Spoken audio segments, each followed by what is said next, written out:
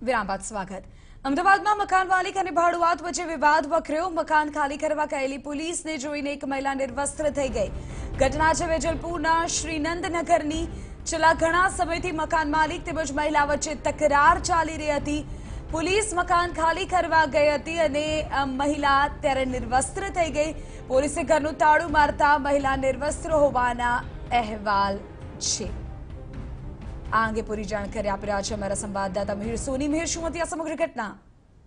વિધિ, આજે વેજલપુરનું શ્રીનંદનગર એપાર્ટમેન્ટ છે, ત્યાં આગળ એક ભાડુઆતે 11 મહિનાનો સમય થઈ ગયો અને છતાં પણ આ ભાડુઆત જે ઘર ખાલી ન કરતા આ મકાન માલિક અને ભાડુઆત વચ્ચે છેલ્લા થોડા સમયથી માથાકૂટ ચાલતી હતી।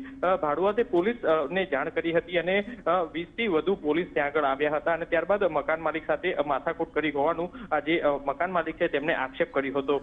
જોકે પોલીસ અને મકાન માલિક વચ્ચે માથાકૂટ થઈ હતી અને તે સમયે જે મકાન માલિક હતા તેમની જે બહેન હતા તેમને નગ્ન અવસ્થામાં થઈ અને ત્યારબાદ પોલીસ વિરુદ્ધ જે આક્ષેપો કર્યા હતા। હાલ આ જે વિડીયો છે તે અત્યારે હાલ વાયરલ થયો છે, જેને લઈને પોલીસની અનેક કામગીરી ઉપર સવાલો ઉભા થઈ રહ્યા છે। ત્યારે હાલ ભાડુઆત અને જે મકાન માલિક છે તે લોકો હવે આજે કોર્ટમાં જે દાવો કરી રહ્યા છે એકબીજા ઉપર। ત્યારે હાલ પોલીસની જે કામગીરી ઉપર છે તે અનેક સવાલો થઈ રહ્યા છે અને મકાન માલિક પોતાનું મકાન માટે અને જે પોલીસ સામે આક્ષેપો કરી રહ્યા છે। આભાર મિહિર, તમામ જાણકારી બદલ। તો અત્યારે જે જાણકારી સામે આવી રહી છે તે અનુસાર મકાન માલિક અને ત્યાં વસતી મહિલા વચ્ચે આખરે જે બબાલ હતી, જે વિવાદ હતો તે વધુ વકર્યો। વેજલપુરના શ્રીનંદનગરની આ ઘટના છે।